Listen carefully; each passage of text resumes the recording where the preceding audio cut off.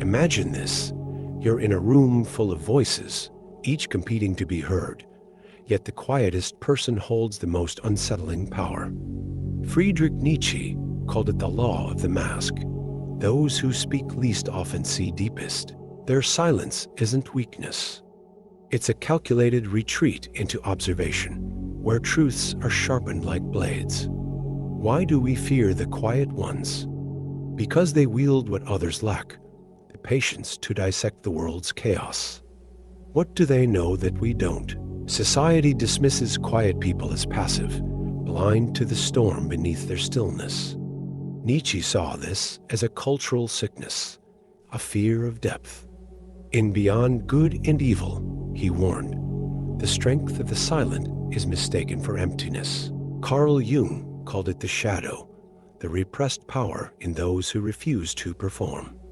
The loud world demands conformity, but the quiet resist, preserving their inner fire. What happens when that fire ignites? The quiet ones endure the world's misjudgment, labeled aloof, timid, or cold, while their minds dissect the illusions others cling to. Neurologically, their restraint is not deficiency, but hyper-awareness. Their brains process more, react slower, strike truer. Culture rewards noise, yet history's most revolutionary ideas, from Nietzsche's Bermensch to Einstein's relativity, were forged in solitude. The greatest trap?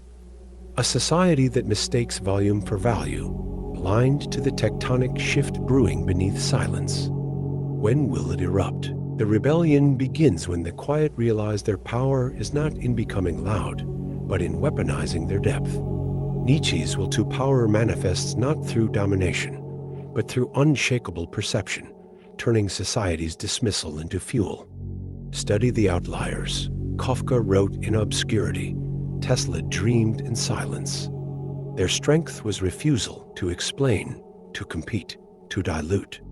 Mastery lies in selective speech, each word a scalpel. When silence is your strategy, the world leans into late. Here is the sublime paradox. The quietest minds hold the loudest truths. Nietzsche's eternal recurrence asks, would you live the same life again? Those who observe deeply answer first, because they've already dissected time.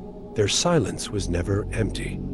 It was a forge. When the mask drops, their vision rewrites reality.